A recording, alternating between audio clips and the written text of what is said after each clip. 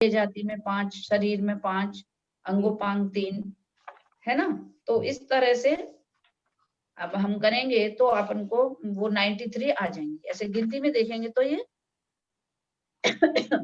और चीज ये शायद करेंगे। अच्छा, यदि इनको जोड़ेंगे तो पूरे उनके करे जाएंगे तो 93 हो जाएंगे। इससे क्या समझ में आता है, देखो ये किस लिए समझाए जा रहे हैं कि कोई का कैसा भी शरीर है, कैसे भी अंग है उसके, कैसा भी बंधन है, कैसा भी आकार है, तो ये सब समझो उसका कोई इसमें रोल नहीं है। यानी जीव का अपने शरीर निर्माण में कोई भी रोल नहीं है। सब नाम कर्म की रचना से होता है। यश नाम कर्म, अपयश नाम कर्म, ये भी आएगा है ना। जो यश होता है अपने आप ही होता है। यश नाम कर्म के उदय से यश होने लगता है और अपयश नाम कर्म के उदय से अपयश होता है। बिना बात का ही करता नहीं कुछ भी, फिर भी उनका अपयश फैल जाता है। जैसे सीता जी का कुछ भी दोष नहीं था लेकिन उनका फिर भी अपयश फैला, तो ये क्या अपयश नाम कर्म का उदय। तो ये कहकर क्या कह रहे हैं कि इन कर्मों को समझना है, केवल काय के लिए समझना है, प्रैक्टिकल कि हमारे जीवन में भी यदि कोई हमारा अपयश कभी फैलता है, जब हमने कुछ किया नहीं है फिर भी फैले, तो उसको भी समता से सहन करना। ये समझना कि मैंने जितना आप मना कर सकते हैं, सफाई दे सकते हैं, उतना तो आप देंगे तो दीजिए, लेकिन अंतरंग में ये समझिए कि ये मेरा कोई पूर्व कर्म का उदय ऐसा आ गया है जिसकी वजह से मैंने कुछ भी किया नहीं है, फिर भी मेरा नाम आ रहा है। बस ऐसा समझ करके शांति रखना, तो वो कर्म की निर्जरा हो जाएगी और अपने आप ही लोग भूल जाएंगे। फिर अपने आप थोड़े समय तक रहता है, उसके बाद देखो अपने आप ही सब चीजें गायब हो जाती है ना, चाहे किसी की निंदा हो, प्रशंसा, यश अपयश सब। लेकिन हम उस टाइम किसी के प्रति बैर न बांधे, इसने मेरी इतनी बदनामी फैला दी, इसने मेरी इतनी बुराई कर दी, इसलिए बहुत खराब है। तो ऐसा विचार नहीं करके, ये कर्म की रचना है, मैंने ही कोई पूर्व में ऐसा किया था, इसकी वजह से मेरे साथ मेरा नाम इन्होंने इतना ऐसा किया है, ऐसे करके समता रखना, तब वो निर्जरित हो जाएगा। ये कहना है, ये समझना है, फायदा है इससे, कर्मों को समझने से ये फायदा है है ना। जैसे सीता जी ने किसी को दोष नहीं दिया, जान लिया कि भाई अपना ही कोई कर्म का उदय आ गया है, इसकी वजह से ऐसा है।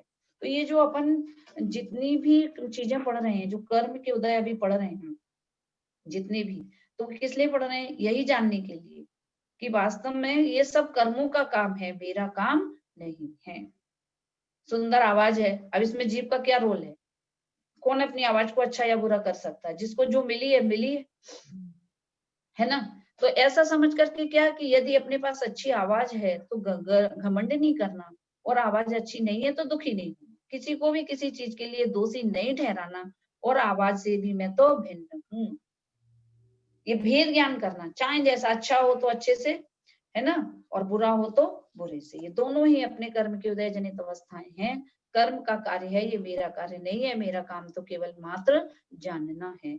कल अपन लोगों ने जो पढ़ा था वो आपको समझ में आया? हाँ, वो हम तो पूछ ही गए। वो अब जब आपको बिल्कुल टाइम नहीं मिला तो आपने तो किया नहीं होगा भेद ज्ञान की जो प्रक्रिया हमने बताई थी। हमने किया था थोड़ा सा। अरे वाह, हमने तो रात में किया था। चाहे कब कर सकती हो? वो तो कभी भी कर सकते हो आप, बहुत ही। आपने राजू? नहीं, मैं सुबह के, मैं तो जनरली जब सुबह दर्शन करता हूँ उसी समय बैठ के करता हूँ थोड़ा बहुत, बाकी तो बाद में बैठने का टाइम मिलता नहीं है। तो हाँ, वो तो सही बात है, आपको बाद में टाइम मिलेगा ही नहीं, उस टाइम ही टाइम आप 2 मिनट का 5 मिनट का टाइम निकालें तो आप वो आपके रूटीन में ही शामिल हो जाएगा कि आप रूटीन में दर्शन रोज कर। सुबह दर्शन करते समय ही बस थोड़ा सा और 5 मिनट बैठने का उधर। हाँ, तो वही उसी टाइम आप कर सकते हैं और रूटीन में रखेंगे तो ही हो पाएगा। और किसी ने नहीं किया रेखा दीदी, नहीं, हमने नहीं किया। आप लोग भूल गए शायद। नहीं, भूल नहीं गए पर नहीं हो पाया। अभी वो आपने बोला ना ऐसा रूटीन में डालना चाहिए, नहीं तो दिन निकल जाता है, होता नहीं है, हाँ, बिल्कुल सही बात है। मतलब हैबिट नहीं है। अभी मॉर्निंग सुबह नहा के दर्शन करने का यदि रूटीन है ना तो बस उसमें ही ऐड कर लो तो हो जाएगा, नहीं तो बाद में तो बैठने का चांस ही नहीं है। नहीं है, सवाल ही नहीं, आप स्पेशल नहीं बैठ पाएंगे। और उस समय क्या परिणाम भी थोड़े ये रहते हैं ना, शांत से सुबह नहा धो करके बैठेंगे आप, परिणाम थोड़े शांत से रहेंगे। तो 5 मिनट का टाइम घड़ी देख कर निकालिए, जो भी आपने पढ़ा सुना है या जो भी भेद ज्ञान आप कर सकते वो करिए, वो बहुत बड़ी टॉनिक है आपके लिए, मतलब बहुत जरूरी है। वो सारी पढ़ाई का सार वहीं से निकलेगा, और उसके बिना सब केवल धारणा में रह जाएगा, जानकारी बन के रह जाएगा। बाकी यदि हमने यदि ये नहीं किया तो ये सब नॉलेज जानकारी बन के रह जाएगी, जैसे दुनियादारी की जानकारी है ना, वैसे ये जानकारी बन के रह जाएगी। इसलिए अपन को इसका भेद ज्ञान जरूर करना चाहिए। ठीक है, तो शीतल जी आप सुबह उठ के करते हैं कि नहीं? मैं पूजा दर्शन और भी नहीं, दर्शन और पूजा करता हूँ, लेकिन मैं तो ये सुबह करता हूँ तो मेरा तो दिमाग अभी आने वाला क्या काम है उसी में लगा रहता है, तो यार उतना आराम से बैठ नहीं पाता हूँ, और घर में 2 बच्चे ऐसे मेरे सर के ऊपर बैठे रहते हैं, तो ऐसा वो अलग से नहीं हो पाता है। सही तो बात है। शाम को ही कोशिश करनी पड़ती है, लेकिन शाम को याद नहीं आता। रात को देखिए परिस्थितियां तो यही रहने वाली हैं, बच्चे भी वही रहने वाले हैं, घर भी वही रहने वाला है। अब आपको ही ढूंढना है कि कौन सा टाइम हम निकालें, है जरूर। ना? हाँ, निकालना बाहर चाहिए। से तो कुछ बदलेगा नहीं। आपने एकदम सही बात कही है, और हाँ कोशिश करूंगा मैं। हाँ, इसलिए इन परिस्थितियों में ही आपको 5 मिनट समय निकालना ही है। परिस्थितियां तो सोचो यही रहेंगी, अब हम इसमें समय कब निकाल सकते हैं, बस इस एंगल से अपन सोचेंगे तो अपन जरूर कर पाएंगे, है ना? और 5 मिनट का समय फिर से ही कर लीजिए, भले मन लगे नहीं लगे, कुछ याद आए नहीं आए, लेकिन 5 मिनट मुझे बैठना ही है। मैं आत्मा हूं, नहीं है कुछ तो आपको नमोकार मंत्र पढ़ने लगो, या जो आपको समझ में आए, जो आपने पढ़ा है सुना है, लेकिन आप उसे करिए। इससे क्या एक आदत पड़ेगी, फिर पहले अस्थिरता रहेगी, पहले आपको नहीं मन लगेगा, लेकिन धीरे धीरे आपकी आदत में आ जाएगा। ठीक है, तो वो आप लोग जरूर करना, क्योंकि ये अपने अपन ने कल पढ़ा ही था। इसमें है ना, जो पढ़ा था कि ये जो कल पैराग्राफ पढ़ा था ना, कि ये मिथ्यात्व, तो पेज नंबर आपने निकाल ही दिया है, वही है कि क्या है कि मिथ्यात्व तो अनादिकाल से, क्या चीज है मिथ्यात्व? सारे हम लोग ने जितना भी धर्म पढ़ा तो क्या समझ में आ रहा है कि सारे संसार का मूल एक मिथ्यात्व है ना? और वो मिथ्यात्व क्या चीज है? वो मिथ्यात्व कोई चीज नहीं है, बल्कि क्या है कि परद्रव्यों में जो हमारी ममत्व बुद्धि है और एकत्व बुद्धि रूप परिणाम है, वो देह है, वही मैं हूँ। जाति कुल आदि, देखो ये जाति कुल ये सब क्या थे? अपन पढ़े ना, नाम कर्म की रचना थी ना सब। लेकिन हाँ, नाम का अब समझ में आ रहा ना, ये सब तो उन सब की रचना थी, लेकिन हमने क्या मान लिया? ये मैं हूँ, ये मेरा है। इसलिए पर द्रव्यों में अनादि काल से आत्म बुद्धि लग रही है, वही मिथ्या बुद्धि है, मेरी चीज नहीं है। देखते देखते सब चीजें देखो क्या क्या चेंजिंग हो रही है, बहुत ध्यान से देखेंगे तो पता लगेगा कि ये मेरे से भिन्न है। तो पहले तो 9 कर्म से भिन्न बताया, शरीर को तो 9 कर्म कहा है, तो वो 9 कर्म से भिन्न बताया। और उसके बाद क्या बताया? राग द्वेष भाव, क्रोधादि भाव मोह कर्म द्वारा किए गए भाव हैं। इसमें लिखा था ना, जो कल अपन ने पढ़ा था। अब ये यहाँ पर क्या बता रहे? और उन भावों में आत्मपने का संकल्प वही मिथ्यात्व परिग्रह है, वो मिथ्या बुद्धि है, और यही अपना परिग्रह है कि पर द्रव्यों को अपना मान लिया, ये मिथ्यात्व बुद्धि, ऐसी बुद्धि। और उसके कारण जो राग द्वेष आदि होते हैं, जो विकार होते हैं, वे वास्तव में मोह कर्म के द्वारा किए गए भाव हैं। वे मोहिनी कर्म आदि के उदय हैं। मोहिनी कर्म में किसके? चारित्र मोहिनी कर्म के। जितने भी राग द्वेष क्रोध आदि होते हैं, वो चारित्र मोहिनी कर्म के उदय से होते हैं। और उनमें जो अपनापन है, वो दर्शन मोहिनी कर्म के उदय से होता है। दोनों का काम समझ में आ रहा? दर्शन मोहिनी कर्म के उदय से परद्रव्य हमें अपने लगते हैं कि ये मेरे हैं। परद्रव्य भी मेरे लगते हैं, और जो विभाव होते हैं ना, राग द्वेष क्रोध, मुझे क्रोध बहुत आता है, मैं बहुत क्रोधी हूँ, तो ये सब भाव भी क्या है? वास्तव में मोह कर्म के द्वारा किए गए भाव हैं। ये अपने नेचुरल भाव नहीं है। नहीं तो आप देखो, इस चीज को आप बहुत प्रैक्टिकल करके देखना कि कोई भी परिणाम आप एक बार करते हो, फिर दोबारा आप चाहते हो कि वैसा ही हो, तो वैसा नहीं हो पाता, है ना? गुस्सा आपको जिस टाइप का आया है सुबह, अब आपको शाम को फिर वही बात हो जाए और फिर आप क्रोध करो, लेकिन उसकी क्वालिटी में फर्क होगा, सुबह जैसा नहीं हो सकता। यानी कषाय भी हम अपने हिसाब से नहीं करते, वो भी उदय के अनुसार होती हैं। जैसा उदय होता है वैसी ही कषाय हो जाती। इच्छा देखिए, सबसे बड़ा आप देखिए इच्छा, अभी क्या हो रहा है?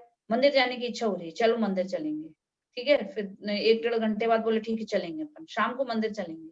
अब शाम को बोला, अब इच्छा नहीं हो रही, है ना? शाम को बोला चलो मंदिर चले, नहीं नहीं इच्छा नहीं हो रही। तो आपको क्या समझ में आया कि सुबह जो हुआ था वो इच्छा का उदय था, मनुष्य जाति का कर्म आया था, तो आपकी इच्छा होने लगी। और अभी क्या हो रहा है कि वो इच्छा नहीं है। क्यों? वैसा कर्म का उदय नहीं है। यानी इच्छा भी हमारे अधीन नहीं है।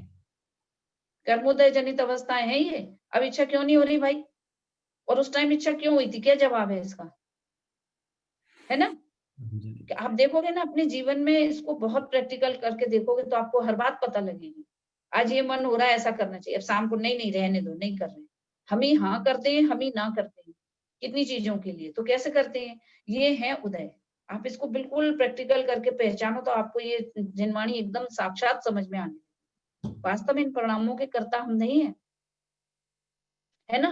देखो बुद्धि पूर्वक तो सबसे बड़ी बात ये पहले इसके जिनवाणी स्वादवाद रूप है, माने किसी अपेक्षा ऐसा और किसी अपेक्षा ऐसा। तो देखिए क्रोध मान माया लोभ जो कषाय हैं, जीव जो भी करता है उसे बहुत कर्म का बंध होता है। इतना तो समझ लो कि कषाय हमें करनी नहीं चाहिए। जो जो जैसी जैसी कषाय होती है उसे बहुत कर्म का बंध होता है। इतना समझ में आ गया अपने को, ठीक है। अब हम कषाय नहीं करेंगे, हमारी बहुत कोशिश रहती कि हम कषाय नहीं करेंगे, और फिर भी कषाय माने समझते हैं ना, किसी भी कषाय का मतलब लड़ना झगड़ना नहीं है, विपरीत परिणाम है जो भी। तो वो परिणाम भी कैसे होते हैं कि अपने से ही होती हैं, उनको मैं करता नहीं हूँ।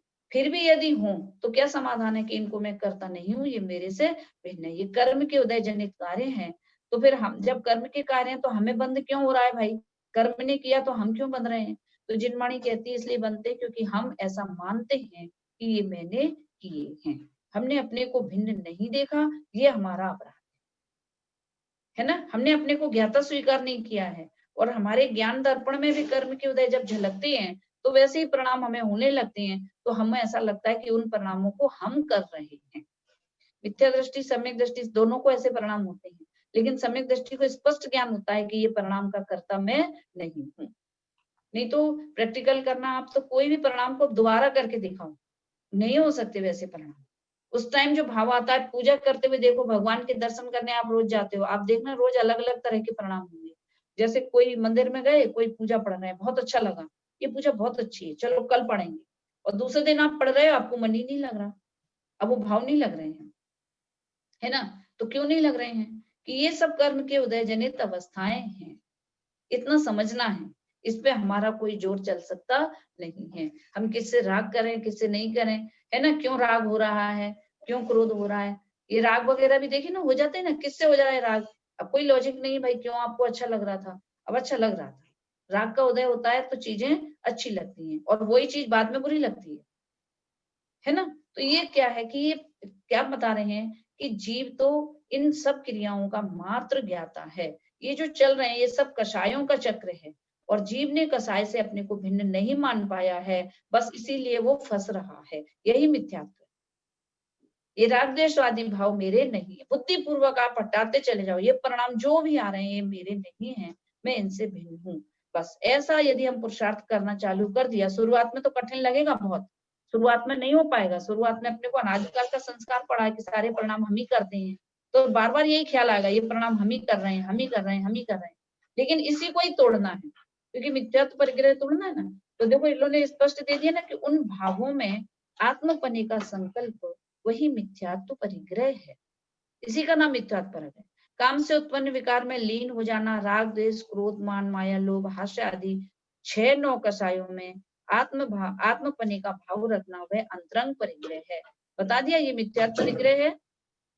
क्या पर द्रव्यों में ये जो विभाव हो रहे हैं ये मैंने किए हैं, ये है आपका मिथ्यात्व परिग्रह। तो मिथ्यात्व को छोड़ने का सबसे बढ़िया उपाय क्या है कि मैं मात्र ज्ञाता हूँ, शरीर आदि का तो मैं करता नहीं हूँ, लेकिन जो विभाव भी मुझ में होते हैं उनका भी मैं करता नहीं हूँ, मात्र ज्ञाता हूँ। श्रद्धा में ये बात लानी है, समझनी है खुद को, क्योंकि हम चाहे जैसे परिणाम कर सकते नहीं है। चाहे जैसे परिणाम कर सकते होते तो बताओ अशुभ परिणाम क्यों करते? अशुभ परिणाम से पाप बंद होता है, शुभ परिणाम से पुण्य बंद होता है। अशुभ परिणाम फिर क्यों होते हैं, क्यों करते हैं, कौन करता है? जब हमको नहीं करना तो अपने से ही हो रहे हैं ना। तो इससे समझ में आता है। तो आत्मा का दर्शन मतलब शुद्ध परिणाम करें तो वो भी नहीं हो रहा है, तो इसका मतलब है कि सारे परिणाम अपने आप ही होते हैं, मैं तो मात्र ज्ञाता हूं। ऐसी दृष्टि रखना, इससे क्या मिथ्यात्व टूटेगा। पहले तो क्या हमने ये परिणाम हमारा भी देखो पुरुषार्थ विपरीत दशा में कैसे जा रहा है, परिणामों को पलटना को हमने अपना पुरुषार्थ मान लिया, है ना। पहले बहुत गुस्सा आती थी, अब बहुत कम आने लग गई, ठीक है। तो ये कैसे आने लग गई, हमने कम कर ली, ये मिथ्यात्व है। बहुत खतरनाक बात बता रहे हैं, ये मिथ्यात्व है। क्रोध को दूर करने का हमारे पास तो कोई उपाय है नहीं। क्या उपाय है? भेद ज्ञान करना ही उपाय है। क्रोध पहले अपने से ही तेज आता था, और अब चूंकि हमारा ज्ञान में मन लग रहा है, ऑटोमेटिक ही कषाय मंद हुई है, और वो अपने आप ही कम हो रही हैं। मैं तो ज्यादा आता है उसका भी ज्ञाता हूँ, और कम आ रहा है उसका भी मैं ज्ञाता ही हूँ। ये मानना पड़ेगा, ये नहीं मानना पड़ेगा कि अब हमने क्रोध कम कर लिया है, यदि हम उसके कर्ता बने क्रोध के, तो वो मिथ्यात्व वहीं का वहीं खड़ा रहेगा। बात समझ में आ रही कुछ? कर्ता नहीं बनना है किसी भी परिणाम का। दया भी देखो, दया का परिणाम भी अपने आप ही आता है, और नहीं आए तो नहीं आता है ना। उस दिन भी एग्जाम्पल दिए थे। और ये जो चीजें हैं आप इनको प्रैक्टिकल करके देखना। आपको लगेगा कई बार कि वो दया जहाँ करनी चाहिए थी वहां नहीं कर पाए, और यहाँ बिना बात की दया आ रही है। दान समझ लो, दान कई जगह ऐसा रहता है, देना चाहिए था वहां नहीं दे पाते हैं, और कई जगह फिर जहाँ पे रहता है चलो अब दे दो दे रहे हैं बिना बात के, फिर लगते फालतू इतना दिया है इससे तो वहां दे देते, लेकिन उस समय भाव नहीं आया। तो यह कहकर क्या कह रहे हैं कि ये जो पहली बात श्रद्धा में क्या लाओ कि ये जो परिणाम होते हैं मैं इनका करता नहीं हूँ, ज्ञाता हूँ। लेकिन ये कर्म बांधे किसने थे? इस अपेक्षा में करता हूँ, क्योंकि ये विभाव भी आ कहां से रहे? कर्म के उदय। तो कर्म कौन ने बांधे? ये मैंने ही बांधे थे, इसलिए इनडायरेक्ट रूप से तो अपना कर्म है, बांधे तो हम ही नहीं ना, तभी तो उनका उदय आ रहा है। तो इस अपेक्षा देखा जाए तो मैं उनका करता हूँ, लेकिन इस समय मैं उनका करता नहीं हूँ। ये विभाव मेरा कार्य नहीं है। क्यों? अपने पास दो ऑप्शन है। एक तो है ये कर्म का जो उदय है, जो कषाय आदि करना, जो प्रति समय, कषाय में भी प्रति समय उदय चल रहा है, और ज्ञान है ना, ज्ञान का भी उदय चल रहा है। दोनों काम एक साथ चल रहे हैं। अब भूल क्या हो रही है कि हमें ज्ञान के तो पता नहीं कि मैं ज्ञाता हूँ। तो जो भी कर्म का उदय चलता है तो हमको लगता है ये सारे विभाव हम कर रहे हैं। तो हमने क्या किया कि ज्ञान को तो कर दिया गौण, अभावी कर दिया, ज्ञान को तो कीमत नहीं समझी, और जो ये कषाय हो रही है इनमें एकत्व बुद्धि कर ली। और जब ज्यादा हुआ तो दुखी हो गए, और कम हो गया तो सुखी हो गए। अब हमको गुस्सा कम आता है तो हम खुश हो रहे हैं। लेकिन ज्ञान कौन कर रहा है? ये ज्ञान की हमने कदर नहीं करी, और ज्ञान है वही मैं हूँ। अब बस यहाँ पलट के अपने पे आ जाना है कि ये ज्ञाता है सोई मैं हूँ, ये विभाव करने वाला मैं नहीं हूँ। मेरे ज्ञान दर्पण पे ये दिखते हैं, लेकिन वास्तव में मैं इन्हें करता नहीं हूँ। जैसे एग्जाम्पल में देखो, जैसे शीशा होता है, तो शीशे में क्या होता है, जितनी चीजें सामने रहेंगी वो सब उसमें झलकती हैं।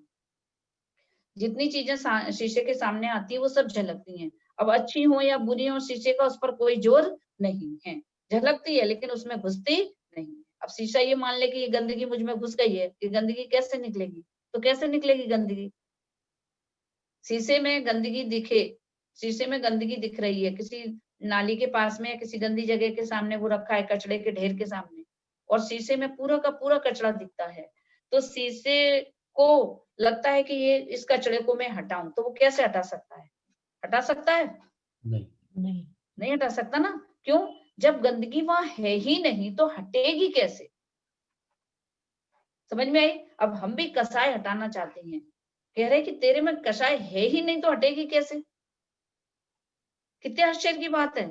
त्रिकाल शुद्ध इसलिए कहा है कि आत्मा त्रिकाल शुद्ध है, उसमें सारी कषाय झलकती हैं लेकिन उसमें घुसती नहीं है। जीव को भ्रम हो जाता है कि ये सारी कषाय मैंने की है, ये मेरे अंदर बहुत कषाय भरी है, और इसलिए वो उन कषायों को दूर करना चाहता है। तो वो कह रहे कि जब वो कषाय उसमें है ही नहीं, जैसे शीशा में से गंदगी हटानी हो तो बताओ कैसे हटेगी? और ज्यादा कोशिश करेंगे तो शीशा फूटेगा, और है ना। तो वो फूट, क्योंकि उसमें है ही नहीं। ऐसे ही मेरे चैतन्य स्वभाव में कोई कषाय, कोई विकार है ही नहीं, ये स्वीकार करना ही उपाय है। और बाहर में जो दिख रहा है वह प्रतिबिंब है, क्योंकि जो कर्म के उदय हैं उनका प्रतिबिंब मेरे ज्ञान पर पड़ता है। प्रतिबिंब माने समझते ना, रिफ्लेक्शन, माने जो कर्म आता है सामने, मैं स्वच्छ हूँ, ये तो ज्ञान की स्वच्छता है कि उसमें वो सब चीजें दिखती है ना। ये मेरा ज्ञान कितना स्वच्छ है कि उसमें सारी कसाय दिखती है, लेकिन भूल ये है कि हम उसे अपनी मान लेते हैं। इसका नाम है भेद ज्ञान। अब भेद ज्ञान करो, कोई भी कसाय आए, चाहे अच्छी चाहे बुरी, क्रोध आए ये मेरा नहीं है, ये तो ठीक है। दया का परिणाम आए तो ये परिणाम मेरा है कि नहीं, मैंने किया है कि नहीं, कि वह परिणाम भी का भी करता मैं नहीं हूँ। मैं पाप भाव का भी करता नहीं हूँ, मैं पुण्य भाव का भी करता नहीं हूँ। ये दोनों कर्म की उदय जनित अवस्थाएं हैं। इतना समझ लेना। श्रद्धान में पहले ये रखो कि ये ऐसा ही वस्तु का स्वरूप है। इस स्वरूप का श्रद्धान करते हुए फिर आप अपने अंदर देखो, फिर जो भी परिणाम देखे, चूंकि हमें आजकल की आदत है तो हम उसमें जुड़ेंगे, है ना। हमें लगेगा ये काम हम हमारे द्वारा हो रहा है, हम कर रहे हैं, लेकिन बुद्धि पूर्वक उसको मना करना, हटाना, कि मैं तो मात्र ज्ञाता हूँ, ये सब परिणाम मेरे से भिन्न है, मैं किसी भी परिणाम का कर्ता नहीं हूँ। ये नई चीज डालना है अपने को कि मैं तो ज्ञाता मात्र हूँ, कोई भी परिणाम आइए उनका मैं करता नहीं। ये अभ्यास करना है अपने को। 5 मिनट बैठ करके ज्ञाता स्वभाव को पकड़ के देखना है कि ज्ञान है सोई मैं हूँ। और जिसको कह रहे वही अंतरंग परिग्रह है। काय का कि जितनी भी कषाय होती है ना, हम सबको मानते हैं कि मेरी है, तो ये जिसको मेरा मानना वही तो परिग्रह है। तो बाहर की चीजों को अपना माना वो बाहिरंग परिग्रह, और अंतरंग में सारी कषायों को हम अपना मानते हैं, सारी इच्छाओं को हम अपना मानते हैं, वो अंतरंग परिग्रह। और जिसको श्रद्धान में समझ में आ गया कि मैं मात्र ज्ञाता हूँ, तो जिसके अंतरंग परिग्रह का अभाव हुआ है, उसके बाह्य परिग्रह में ममता नहीं होती है। जो अंतरंग में ये समझ जाता है कि मैं मात्र ज्ञाता हूँ, अपने अंदर होने वाले जो विभाव परिणाम है उनको भी मैं नहीं करता हूँ, वो भी मेरे नहीं है, तो बाहर की चीजें तो मेरी कैसे हो सकती हैं? तो बाहर की चीजें तो अपने आप ही उसे अपनी लगती नहीं है। इसी को कहा है कि वह निष्परिग्रही है। सम्यक दृष्टि को जितना भी परिग्रह हो बाहर में, लेकिन अंतरंग परिग्रह नहीं है। क्यों? सूत्र जी में परिग्रह की जो परिभाषा दी है वो कहा है मूर्छा परिग्रह। एक शब्द में बोला मूर्छा परिग्रह, माने ममत्व भाव ही परिग्रह है। मूर्छा माने मेरा, ममत्व भाव ये मेरा है, यह परिणाम ही परिग्रह है। तो ज्ञानी है जिन्होंने अपने को आत्मा देखा है, तो उनका परिग्रह काय में है? अपनी आत्मा में। ये आत्मा ही बस में, उसके अतिरिक्त जो कुछ है वो मैं नहीं हूँ। तो उनको फिर क्या है कि ये अंतरंग में श्रद्धान होने की वजह से बाहर में चीजें जितनी भी हों, लेकिन वो उनके लिए परिग्रह नहीं है, क्योंकि अंतरंग में उनके मन में ये भाव है कि ये मेरे नहीं है। अभी देखिए आप किसी के घर पे जाते हैं और वहां पे आपकी बहुत स्वागत होता है, जो कुछ भी हो आपको बहुत अच्छा भी लगता है, तो वो घर आपके मान लीजिए आप कुछ दिनों के लिए वहां रहने जा रहे हैं, सब चीजों को यूज कर रहे हैं, तो वो आपका परिग्रह है कि नहीं वो घर? नहीं, नहीं है, क्या जवाब? नहीं है, नहीं है, नहीं है ना? क्यों नहीं है? ये अपना क्योंकि नहीं वो है, अपना अपना नहीं नहीं मान है, रहे। दूसरे का है। नहीं है। समझ में आया? ये कितनी बहुत ही अच्छी बात। यूज करना परिग्रह की श्रेणी में नहीं आता। आप किस चीज को उपयोग कर रहे हो उसका नाम परिग्रह नहीं है। किस चीज में आपका अपनापन है वो आपका परिग्रह है। अब आप अपने घर में रहते हो, तो आप अपने घर में किस भाव से रहते हो, और दूसरे के घर में जाते तो किस भाव से रहते, कितना अंतर पड़ता है। आप देखिए, आप अपने घर में घुसते ही कैसे हो जाते हैं, दूसरे के घर में कितना भी कचरा पड़ा हो, आपको ये भाव नहीं आता कि हम झाड़ू लेके झाड़ दें? आता है? चाहे जितनी गंदगी पड़ी हो देख दाख के आ जाएंगे, लेकिन झाड़ू लेने का भाव नहीं आएगा। और अपने घर पे आओ तो ये कषाय चालू हो जाएंगी, कौन ने गंदा करके डाला है, कैसे करा है। देखिए आपके जहां ममत्व है वही कषाय है कि नहीं? दूसरे के घर में कैसा भी पड़ा हो ये तो लगेगा कि घर गंदा है, लेकिन किसी पे क्रोध नहीं आएगा। लेकिन अपने घर पे आ जाओ, फिर ये अस्त व्यस्त करके रखा हुआ है, ऐसा है वैसा। देखिए कषाय का जन्म कहाँ से हुआ? ममत्व से हुआ ना। मिथ्यात्व माने अपना मानेंगे सोई कषाय सब खड़ी हो जाती है। ये फर्क है।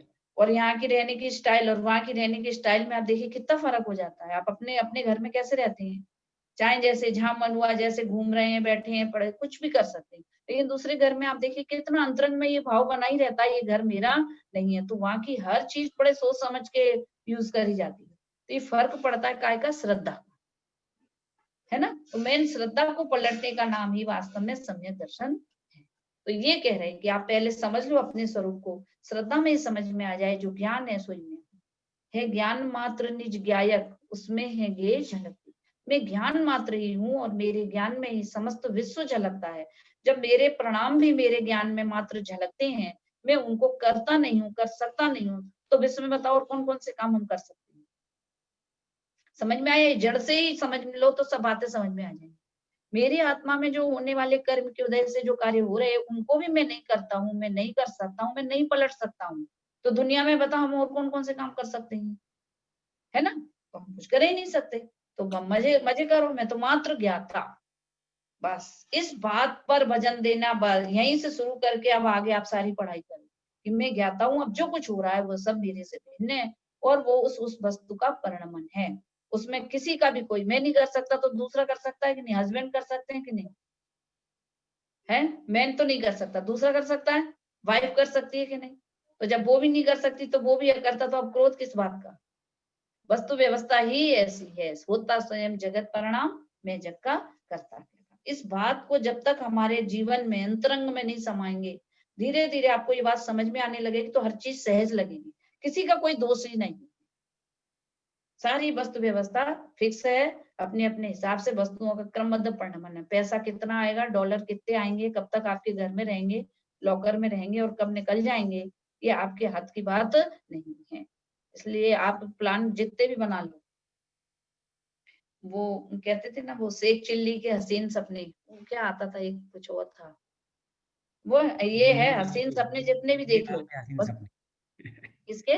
मुंगेरी लाल के हसीन सपने मेरी लाल नहीं, कुछ और नाम था। मुंगेरी लाल हाँ मुंगेरी लाल, हाँ मुंगेरी लाल। बस वही है, हमारी जिंदगी में जो हो रहा है उसमें रंच मात्र अपना हाथ नहीं है। ऐसे मान के रहो, जरा घर को ऐसे भी देखो कि घर जैसा बनना था वैसा बनना, मेरा कोई रोल नहीं है इसमें। अब इस ढंग से आप देखो, फिर देखो कितनी कशाई खड़ी होती है आपसे। सहज भाव से आप उनसे भिन्न हो जाएंगे, आपके दुख दर्द सब मिट जाएंगे और अभिमान तो सबसे पहले मिटेगा। रेखा ये दीदी, सब लोग एक सवाल था, तो मुझे जवाब तो पता है, लेकिन जैसे पहले आपने क्या बोला था कि जब लड़का लड़की शादी करते हैं तो हम लोग को बिल्कुल इस पे विश्वास नहीं करना चाहिए, लेकिन ठीक है एक बार देख लेना चाहिए तसल्ली के लिए मंगलिक है कि नहीं। उसी पर अगर नया घर लेते हैं और ये जो इतना वास्तु शास्त्र के हिसाब से बोलते हैं, तो ऑब्वियसली इसके बारे में देखो, स्वादे पर इतना तो पता चला कि ये जो वास्तु है वो मिथ्या है बेसिकली, क्योंकि आप कुछ नहीं कर सकते। एक अच्छा घर लेके आपके कर्मों में कोई बदलाव आएगा नहीं जब तक आप अपनी आत्मशुद्धि नहीं करेंगे। लेकिन पूरा आप जहां तक देखते हैं, पूरा इंडिया में जितने भी घर लेते हैं, लिए जाते हैं, सब वास्तु देखते हैं, तो इसका क्या महत्व है? देखो, इसलिए यही बात आई ना, क्योंकि वो वास्तु के हिसाब से नहीं लेंगे तो क्या होगा, जिंदगी भर वो अशांत रहेंगे। उनके अंदर ये बात घुसी रहेगी कि वास्तु शास्त्र के हिसाब से घर ठीक नहीं है, इसीलिए घर में अशांति है ना। तो इसलिए वो लेते हैं, और जिन्हें इन बातों का विचार है वही लेते हैं। जिन्हें इन बातों का पता नहीं होना, तो मकान पसंद आया और ले आए, इन्हें नहीं मालूम वास्तु क्या है। आप बिल्कुल समझ रहे हैं? जो वास्तु को समझते हैं, जिनके मन में ऐसी श्रद्धा है कि वास्तु शास्त्र के हिसाब से ऐसा होना चाहिए वैसा होना चाहिए, जो जिन्हें विशेष जानकारी है, उन्हीं को इन बातों के लिए रहता है। जिन्हें कुछ पता नहीं है और जिन्हें घर अच्छा लग रहा है, भैया बहुत बढ़िया है चलो ले लो, तो वो ले लेते हैं। और यदि वास्तु का ज्ञान जिनको है और वो ले लेंगे, तो उनको क्या होगा कि हर बात पे ध्यान उसी बात का है कि वास्तु शास्त्र की गड़बड़ी की वजह से ही जो कुछ हो रहा है वो उसी वजह से हो रहा है। तो वो वे सब अशांत रहेंगे अपनी अज्ञानता के कारण। मूल कारण तो फिर मिथ्यात्व है ना, बिकॉज कि उनको लगता है कि वास्तु से हाँ मेरा ठीक हो जाएगा, तो वो भी मिथ्यात्व, इसलिए वो वास्तु की हाँ, रहते हैं। मिथ्यात्व है। मतलब असलियत में तो नहीं करना चाहिए, मतलब इस पे विश्वास ही नहीं करना चाहिए। वास्तु पे घर पसंद आए, ठीक है ले लो, बात खत्म। हाँ ले लो, आपकी सुविधा के अनुसार है, आपको सही लग रहा है और ठीक है, तो वास्तु शास्त्र कुछ नहीं। सुमत प्रकाश जी पंडित जी कहते हैं वास्तु शास्त्र है, ऐसी बात नहीं है। जैन दर्शन में बहुत कुछ है, ज्योतिष का बहुत बड़ा स्थान है अपने जैन उसमें। लेकिन क्या है कि वो अपन उसको हावी कर लेते हैं। मतलब कुछ कुछ चीजों को आप वास्तु शास्त्र के हिसाब से देखें तो सही है। जैसे उन्होंने एक एग्जांपल दिया, जैसे अपनी किचन है, तो वो उन्होंने कहा पूर्व दिशा की ओर उसका मुंह होना चाहिए। क्यों होना चाहिए? क्योंकि जिससे पूर्व दिशा की ओर होना चाहिए, तो क्या होगा कि रसोई में, आपकी रसोई में सूर्य की रोशनी, सुबह आप जब से सूर्य उगेगा और जब तक वो अस्त नहीं होगा, तब तक उसकी रोशनी आपके रसोई में आएगी। तो उस हिसाब से आपको वो रखना चाहिए। तो यहाँ पे मेन वही हो गया ना कि आपके मन में क्या मान रहे हो आप। नहीं तो आपको यदि पूर्व में इसलिए चाहिए क्योंकि सूर्य की रोशनी आए, और या फिर मेरा घर का लोकेशन ऐसा हो कि यहाँ से सन आए, वो समझ में आता है और वो सब ठीक है। लेकिन यदि हाँ वास्तुशास्त्र के हिसाब से मैं घर नहीं लूंगा तो मेरा ये नुकसान हो जाएगा, या मेरा कुछ बेकार भला नहीं होगा, बुरा हो जाएगा, वो मिथ्यात्व आ जाता है फिर वहाँ। वो मिथ्यात्व में आ जाएगा।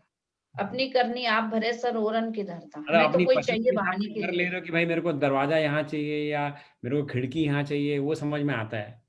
लेकिन वही है, फिर वही है कि मान क्या रहे हैं अंदर में, मेन इम्पोर्टेंट हाँ मान क्या रहे हैं अंदर। देखो, अपने कर्म के उदय के बिना, सबसे बड़ा सिद्धांत तो ये रखो, अपने कर्म के उदय के बिना कोई भी व्यक्ति सुखी और दुखी कर सकता नहीं है। घर की तो बात ही क्या है ना, वो तो अचेतन है, लेकिन हम ही उसके लक्ष्य से अशांत हो जाएंगे। इसलिए हमको वास्तु शास्त्र पर ज्यादा ध्यान नहीं देना चाहिए। ठीक है। हाँ, मंदिर वगैरह में, जैसे मंदिर जो बनते हैं उनमें वास्तु शास्त्र का होना जरूरी है। वो कहते हैं कि उनका एक अलग वो रहता है, अतिशय या कोई मतलब प्रतिमा का जितना लंबाई चौड़ाई या जो कुछ भी, तो वहां उनका वो होता है, होना चाहिए। तो किसी किसी चीजों में वास्तुशास्त्र मतलब मंदिर के लिए वो कहते हैं कि जो जो चीजें बताई गई हैं उन्होंने स्थानों पर वैसे वैसे आकार की वैसे वैसे वो होना चाहिए। मंदिर का निर्माण जब हो तो उसको बहुत सोच समझ के करना चाहिए, वो देव स्थान है इस वजह से। लेकिन घर के लिए आप यदि ये समझते हो तो फिर आप अशांत रहते हो बिना बात के। और सारा देखो इससे क्या घाटा क्या है, नुकसान क्या है? इससे नुकसान ये है, हमारा पुरुषार्थ किस दिशा में जाएगा? ये दरवाजा इधर था इसलिए ऐसा हो रहा है, पूर्व दिशा में इसका मुंह नहीं है इसलिए ऐसा हो रहा है। तो जो मूल कारण है कर्म का उदय, उस पर ध्यान नहीं जाएगा। ध्यान किस पे जाएगा? हम अपनी गलतियों का कारण क्या मानेंगे? वास्तुशास्त्र का दोष मानेंगे। तो ये लक्ष्य विपरीत हो गया तो आपका पुरुषार्थ विपरीत दिशा में जाएगा। हमारे कर्म का उदय है, आप ये सोच ही नहीं पाएंगे, है ना? और मिथ्या तो बढ़ेगा।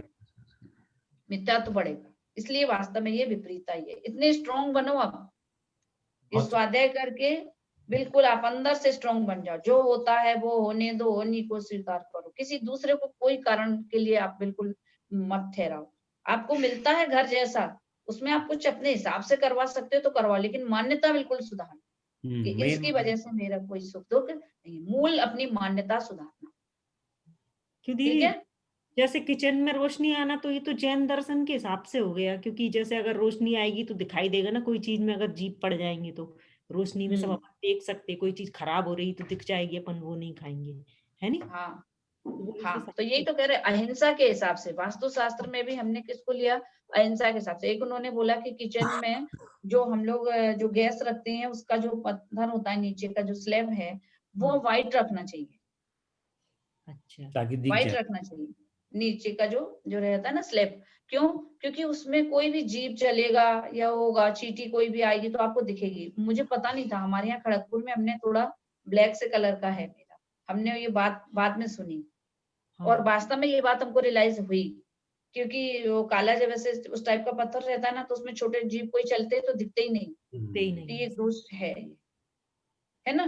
तो ये इस अपेक्षा उन्होंने कुछ कुछ चीजों को बताया कि इन चीजों को अपने अपने आप नया घर बनवा रहे हैं यदि, तो आप उसमें स्लैब यदि लगवाते हैं तो सफेद पत्थर की लगवाइए, तो उसमें कोई भी जीप चलेगा आपको दूर से दिख जाएगा, चिट्ठी है ये इसमें। तो ये चीजें कुछ कुछ हैं जो अपन को देख, उसे वास्तुशास्त्र से मत जोड़ो। मतलब ये है कि अपन को ये करना चाहिए अहिंसा से, है ना, कि हमारे द्वारा कोई हिंसा ना हो। बस इसके लिए कुछ कुछ चीजों का ध्यान रखना चाहिए। बाकी जो घर जैसा है वैसे ही रहे और धर्म कर्म में लगे रहो। वो सुमत प्रकाश जी का एक एग्जाम्पल है। जहर पी लिया हमने, अब कौन से घर में जाके लेट जाए कि हम बच जाएं। वास्तुशास्त्र से बहुत बढ़िया घर है और हम उसमें रह रहे हैं और अब हमने जहर पी लिया है, तो अब हम कौन से घर में रहें कि हम बच जाएं, है ना? तो तो बच ठीक है ना, वो उनका एग्जाम्पल है। वो कहते तुम जो वास्तुशास्त्र के हिसाब से सबसे खराब घर हो आप हमें दे दो, हम वहीं रहेंगे, वो कहती है। और फिर हमारा कुछ बिगड़ जाए तब बताना। ये बहुत नहीं, ऐसी बहुत श्रद्धा रखो। अच्छा कहा रेखा दीदी आपने। वैसे स्वाध्याय पढ़ पढ़ के इतना तो समझ में आ रहा था धीरे धीरे, लेकिन जैसे आप बताते हैं ना कि जो आत्मबुद्धि या श्रद्धा की बात है, जितने आप श्रद्धा में लेके आना है, ये सब अंतरंग की बात है। अंतरंग में अगर वो क्लियर हो जाएगा तो बाहर से कुछ इम्पैक्ट होएगा ही नहीं। हाँ, मेन बात यही है। मुश्किल है अंदर से जो लेकिन बहुत, लेकिन मुश्किल है अंदर से। मैं आपको बता रहा हूँ अभी से, क्योंकि वो बहुत वेदना होती है। क्योंकि वैसे सब बाहर लोग जिसकी सुनो उनकी सुनो, पापा की सुनो और ये सब रहता है, लेकिन है मुश्किल वाली बात। इससे मैंने आपसे पूछा है, अंदर से अंदर मेरे को पता है, लेकिन मैं ये सुनता इसलिए रहता हूँ क्योंकि मेरा वो संकल्प दृढ़ हो जाए वैसे। हाँ, ये सही बात है, सुनते रहना चाहिए। क्योंकि जब हमसे सब लोग बार बार बोलते हैं ना, तो हमारा मन भी थोड़ा सा कमजोर होने लगता है। ये साइकोलॉजिकल बात है। भले हम कितना जाने, लेकिन सब लोग ऐसा बोलते हैं, नहीं नहीं ऐसा करो, ऐसा नहीं ऐसा हो जाएगा, तो वहां पर थोड़ा सा मन में आने लग जाता है, थोड़ी सी कमजोरी। इसलिए बार बार आप इन बातों को जब सुनते जाओगे, समझते जाओगे, तो अपने को दृढ़ होना है। क्योंकि ज्ञान अपन लोगों को हुआ है, उन्हें तो हुआ नहीं, है ना? तो वो अपने हिसाब से बोलेंगे कि अपन लोग जो स्वाध्याय कर रहे हैं तो ये एंगल तो हम लोगों को पता है, और वो तो दुनियादारी के हिसाब से चल रहे हैं, जो चल रहा है संसार में वो उस हिसाब से चल रहे हैं, तो वो उस हिसाब से बोलते हैं, है ना? दृढ़ अपने को होना है। श्रद्धान में कमी बिल्कुल आने मत देना कि नहीं, जो होना है वो होगा ही, उसमें वास्तुशास्त्र या कोई भी कुछ कर सकता नहीं है। वो तो ये है। श्रद्धा। ये भाव और आगे आने वाले बहुत भाव में यही पुरुषार्थ करना है ना कि मिथ्या हाँ, बनाने में अभी ही श्रद्धा का बीज अपन बोलिए तो बहुत बड़ी बात हो जाएगी। किसी का कोई दोष नहीं है। जब यहाँ व्यक्ति का दोष नहीं बता रहे तो घर बेचारे का तो कितना पीछे रह गया, है ना? मुझे कोई गाली देता है, ये उसका दोष नहीं है, मेरे कर्म का उदय है। जब वो गाली सामने दे रहा है तब हम उसे दोषी नहीं मान रहे, तो घर की वजह से कुछ प्रॉब्लम है तो ये मानना तो कितना बड़ी बात हो गया, अलग हो गया कि नहीं, है ना? तो जब अपन इन सिद्धांतों को आगे करेंगे तो सब चीजें पीछे हो जानी चाहिए। बात ये, जैसा कर्म उदय में आए वैसा ही संयोग सो पाए, ताते कर्म बंध के कारण क्रोधाधिक का करो निवारण। उन्होंने कहा जैसा कर्म का उदय आता है वैसे अपन को संयोग मिलते जाते हैं, इसलिए उन संयोगों से हमको अपने से प्रभावित नहीं होना है, इतना अंदर से मजबूत बनना है अपन को। क्योंकि संसार में तो इसी तरह के लोग हैं जो अपने को घुमाते रहते हैं, मतलब अपन को मन में शंका ये कहते हैं, वो यही उन्होंने बोले ना, सुमंत प्रकाश जी यही बोलते हैं कि कैसा भी घर हो आप उसमें रहो, यदि आपके अंदर दृढ़ता है तो कोई आपका कुछ भी कर सकता ही नहीं है। इस श्रद्धान के साथ रहो और इतना मजबूत बनना है अपन। क्योंकि लोग तब काम वास्तु करते इसीलिए हैं, क्योंकि उनको उनकी मान्यता ही उल्टा है, इसीलिए वो वास्तु करते हैं ना, क्योंकि वास्तु से वो अपने सब सुख दुख को जोड़ रहे हैं। इसीलिए यदि मान लो उनको समझ में आ जाएगा कि इसे कुछ होता ही नहीं, तो वास्तु अपने आप ही नहीं होएगा। हाँ, फिर वास्तु की तरफ कोई ध्यान ही नहीं देगा, ये सब उनका फैलाया हुआ जाल रहता है, ऐसा करने से शांति रहती है, दरवाजा इधर करो उधर करो, अच्छे भले घर को लोग तोड़वा तोड़वा के इधर उधर कर रहे हैं, है ना। पुरुषार्थ गलत दिशा में जा रहे हैं ना, अपने परिणाम नहीं देख रहे, अपने परिणाम नहीं देख रहे, अपने कर्म नहीं देख रहे, कर्म के उदय को दोषी नहीं मान रहे, वो दरवाजे और घर को दोषी मान रहे, कितनी गलत विपरीत मान्यता हो रही ना। तो ये अपन को उसको बुद्धिपूर्वक इसको त्याग करना चाहिए। अभी तो मतलब सोचो अपन किस माहौल में रह रहे हैं, लोगों का भी कहाँ पड़े हुए हैं, कैसी कैसी सोच है, और इस हिसाब से देखो तो अपन की सोच ये हो गई है, तो कितनी शांतता आ गई है ना। शांतता आई है कि नहीं आपके इस चिंतन से? नहीं आई है। ये बहुत है ना, है। बस हाँ बहुत बिल्कुल सहज हो जाओ, किसी का कोई दोष नहीं, घर हमारा कुछ नहीं कर सकता। अपने कर्म के उदय यदि विपरीत ना हो, पाप का उदय ना हो, तो चाहे जैसा भी घर हो हमारा कुछ भी बिगाड़ सकता ही नहीं, कुछ नहीं बिगड़ सकता। अब तो सहजता से रहना सीखना चाहिए। चलिए अभी अपन आगे पढ़ेंगे, आज तो ये वाला भी पैराग्राफ नहीं हुआ। पढ़िए कविता, आप पढ़िए। परिग्रह से ममता होने के ही कारण समस्त प्रकार की अनीति करता है। परिग्रह की इच्छा से हिंसा करता है, झूठ बोलता है, चोरी करता है, कुशील भी सेवन करता है। परिग्रह के लिए मर जाता है, अन्य को मार देता है, महाक्रोध करता है। परिग्रह के प्रभाव से महान अभिमान करता है। परिग्रह के लिए अनेक मायाचार करता है। परिग्रह की ममता से महालोभ करता है। बहुत आरंभ तथा बहुत कसाय का मूल परिग्रह ही है। जो सभी पापों से छूटना चाहता है वह परिग्रह से विरक्त होता है। देखो इसीलिए का ना, परिग्रह से नरक आयु का बंध बताया, अल्पारंभ और है ना नरक आयु का बंध हो जाता है परिग्रह से। क्यों बात कर ली परिग्रह की नहीं है, जितनी भी अनीति हो रही है परिग्रह की इच्छा से ही, हिंसा झूठ चोरी कुशील जितना कुछ हो रहा है, मार दे रहे हैं, मर्डर हो रहे हैं, तो ये सब काय के लिए हो रहे हैं? परिग्रह के लिए हो रहे हैं। सारा क्रोध हो रहा है, मान मायाचारी से कुछ का कुछ कर रहे, कुछ का कुछ दिखा रहे, तो ये सब चीजों में क्या है? परिग्रह ही प्रधान है। परिग्रह की भावना से ही सारी अनीति होती है। इसीलिए जो सब पापों से छूटना चाहता है वह परिग्रह से विरक्त होता है। इसलिए जिसके पास जो है, जितना है, सबसे बड़ी बात तो अन्याय से कमाने का सबसे पहले त्याग होना चाहिए। हमारे जीवन में अन्याय नहीं होगा, मतलब जितना हम कर सकते हैं उतना, है ना। जैसे कि जितना अन्याय चीजें, अन्याय करने से पाप बंद होता है ना। परिग्रह से विरक्त होना चाहता है, जो सब पापों से छूटना चाहता है वो परिग्रह से विरक्त हो, जो है जैसा है बहुत बढ़िया। सबसे बड़ी बात क्या है, अभी देखो आगे और इन्होंने बताएंगे, ये इन्होंने कार्तिकेय स्वामी ने जो लिखा है वो तो इन्होंने प्राकृत भाषा में है, इसको हिंदी का अर्थ पढ़ेंगे, ये तो नहीं पढ़ेंगे, ठीक है। इसके लिए इन्होंने परिग्रह के लिए लिखा है, पढ़िए आगे अर्थ। हाँ, इस जगत में स्त्रियों के वश में कौन नहीं है? काम विकार ने किसका मान खंडन नहीं किया है? इंद्रियों द्वारा कौन नहीं जीता गया है? कसायों से संतप्त कौन नहीं है? सभी संसारी जीव स्त्रियों के वश में हो रहे हैं। काम विकार ने सभी संसारी जीवों का मान खंडन किया है। सभी संसारी जीव इंद्रियों द्वारा वशीभूत होकर पराधीन हो रहे हैं। सभी प्राणी चारों कसायों से जल रहे हैं। जो पुरुष अंतरंग और बाह्य समस्त ही परिग्रह को ग्रहण नहीं करता है वही स्त्रियों के वश नहीं है, वही इंद्रियों के अधीन नहीं है, उसी को मोह ने नहीं जीत पाया है, उसी का काम विकार द्वारा मान खंडन नहीं हुआ है, वही कसायों में नहीं जल रहा है।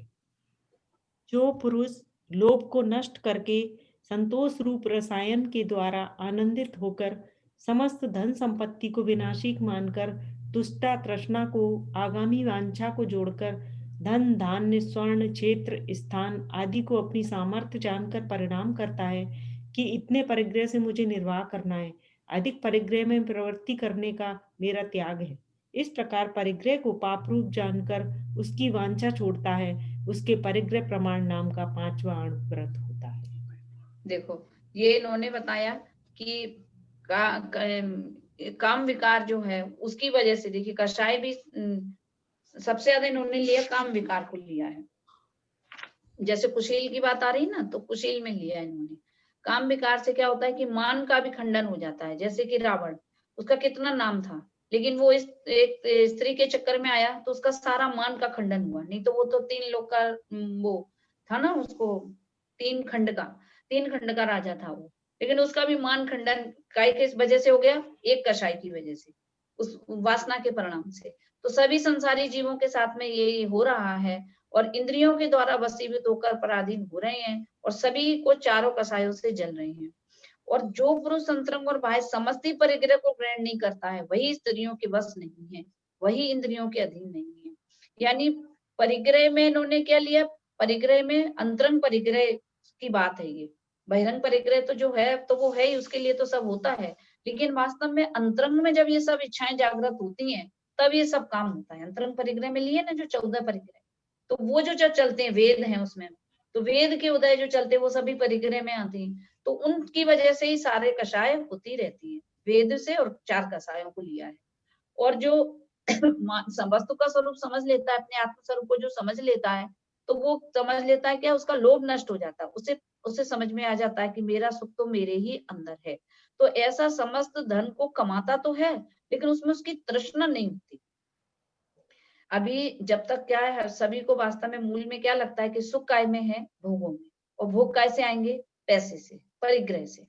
तो ये मिथ्यात्व का मूल हुआ ना कि सुख, मुझे सुखी होना है, और सुखी कैसे होंगे? कि भोग भोग कर सुखी होंगे। और वो भोग कहाँ से मिलेंगे? अभी मनुष्य पर्याय में, तो वो मिलेंगे अपन को पैसों से। इसीलिए सारा जो अपन को मतलब परिग्रह जुटाने पे अपन लगे, पैसा मतलब बाहर की सुविधाएं अपन जुटाने पे लगे हुए हैं।